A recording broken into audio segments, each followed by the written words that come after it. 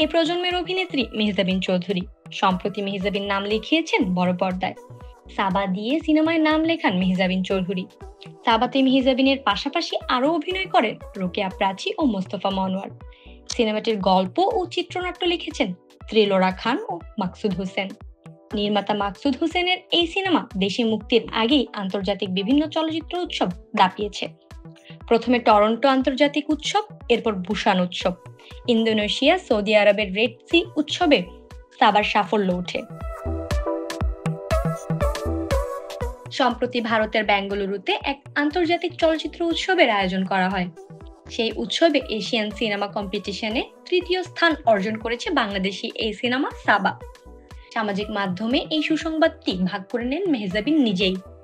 এর আগে Bengaluru film ফেস্টিভ্যালের official পেজে প্রকাশ করা হয় এসব তথ্য, আর সেটি শেয়ার করে আনন্দ প্রকাশ করেন মেহজাবিন চৌধুরী। অভিনেত্রী তার নিজস্ব সোশ্যাল মিডিয়া লিখেছেন, আজকের সকালটা সুন্দর। বেঙ্গালুরু ফিল্ম ফেস্টিভ্যালের এশিয়ান সিনেমা কম্পিটিশনে তৃতীয় স্থান অর্জন করেছে ফিচার ফিল্ম সাবা। দিনের সকলকে অভিনন্দন। ক্যারিয়ারে ইতোমধ্যে অসংখ্য হিট নাটক উপহার দিয়েছেন তিনি। শুধু তাই নয়, ওয়েব ফিল্মেও নিজের অভিনয় গুণে দর্শকের নজর কেড়েছেন এই অভিনেত্রী। যে কোনো চরিত্রই খুব সহজেই নিজেকে মানিয়ে নেন তিনি। এদিকে 13 বছরের প্রেম, অতঃপর বিয়ে।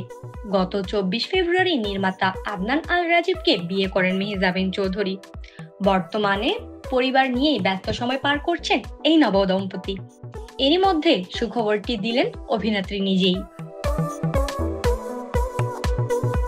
নাইমি জান্নাত ব্যাপ্তি, শোবিজ 24, ঢাকা।